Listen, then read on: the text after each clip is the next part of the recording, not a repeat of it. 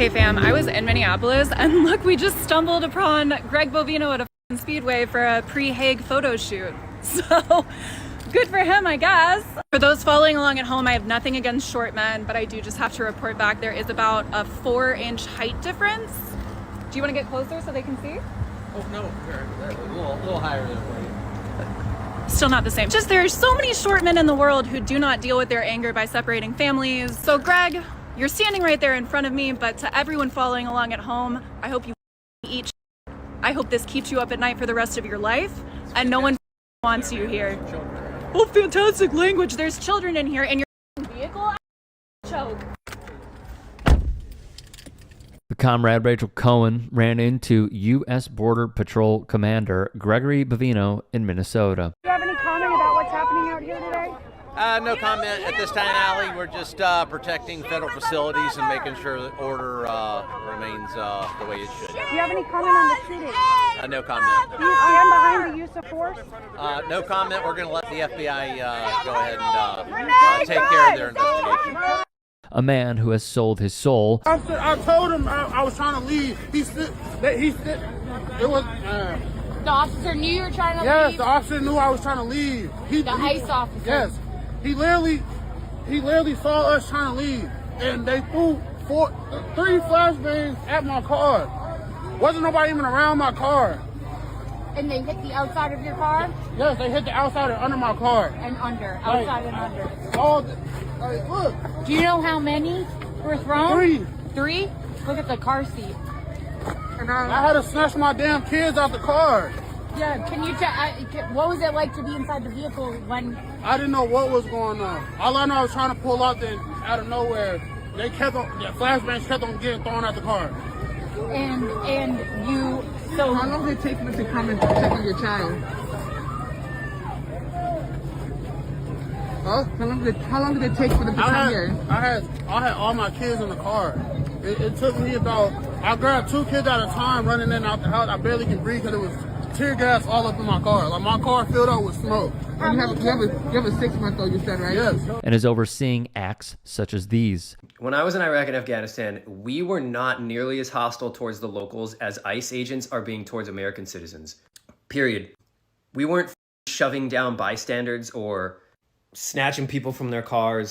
I mean, granted, if we were on a raid or in active engagement, yeah, the rules were different. But I've seen some trigger-happy dudes on deployment with better self-control and judgment than most of these ICE agents. And I'm sorry, but if you're one of those people who really supports what ICE is doing, I think you're just a misanthrope. I don't think you really believe in getting rid of the criminals. I think you just hate minorities who are successful.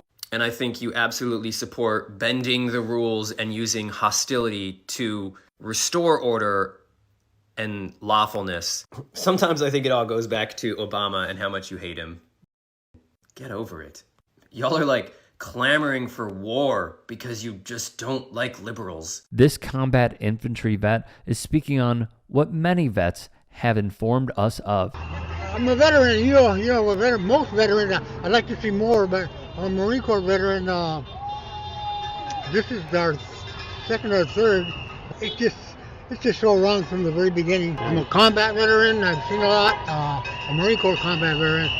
Very proud of my Marine Corps service. Not so proud of their incursion into LA. I don't blame the troops, but the leadership was a little weak on it, but the Marine Corps leadership was. That they view ICE's activities as absurd. They put me in this. They put me in this cell. I'm naked in like a hospital dress and just a concrete bed with like a mattress, like a thin mattress, and they leave the light on 24/7. There's a glass door.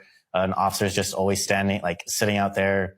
The psychiatric nurse comes and checks on me once a day. And so from Friday morning to Sunday afternoon when I'm released, I'm literally in that cell, naked, just in that room.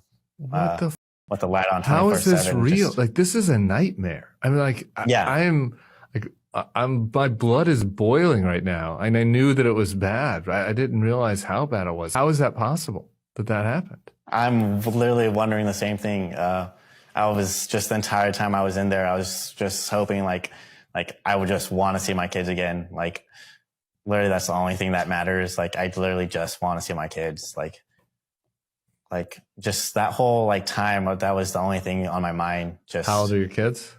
My daughter had just turned 3, and her birthday party was that Saturday that I was in there. In some cases, they even round up veterans of this country. I'm George Redes, an Iraq combat veteran and U.S. citizen. On July 10th, I was driving to my security job at a farm in Southern California when I ran into an ICE roadblock and protesters. I explained to agents I was a citizen and just trying to get to work. Moments later, chaos broke out. Tear gas filled the area and I couldn't move my car. Agents smashed my window, pepper sprayed me, dragged me out, and knelt on my neck and back. Agents never checked my ID. They detained me for 3 days. No phone call, no lawyer, not even a shower to wash off the pepper spray. My family had no idea where I was, and I missed my daughter's 3rd birthday. Now I'm fighting back with the Institute for Justice because accountability matters. And we must, finally, we must reform ICE. But it looks at this stage, folks, ICE is beyond reform. ICE is totally out of control. And this week, I intend to introduce a bill to abolish ICE. We need to make ICE go away. 2003, before 2003, without ICE, various federal agencies were able to take care of business, and we can do this without ICE. But we do not need the murderers. We do not need these paramilitary organizations, members on our street terrorize. This is Rep. Shreve Nader, a Democrat from the state of Michigan, who also said Kristi Noem should face the consequences and be impeached, arguing federal agencies were able to handle immigration enforcement effectively before ICE was established in 2003. He'd be quoted as saying, "We can do this without ICE. We do not need the murders. We don't need this paramilitary organization's members on our streets terrorizing U.S. citizens, terrorizing moms, and terrorizing our children." I'm a big fan of Rachel Cohen. And if you don't know her story, you absolutely should. I am hopeful to see her at the protests, either throughout Chicago or at the Broadview ICE Detention Center.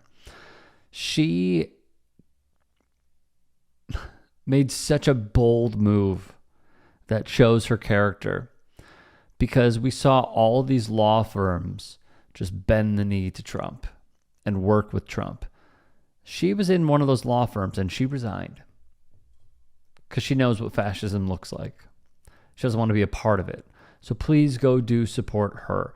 And as she has said recently, I will echo those words. For everything coming out of Minneapolis, there are plenty of journalists to follow as well. So check out her pages and please stay active in your community and also be a part of opposing this fascistic dystopia that no one wants. If you can and are willing, please become a paid member here at TYT Sports. And or go to tyt.com/join. In addition, you can follow me on Twitter, Instagram, and TikTok. Appreciate it. Have a great day.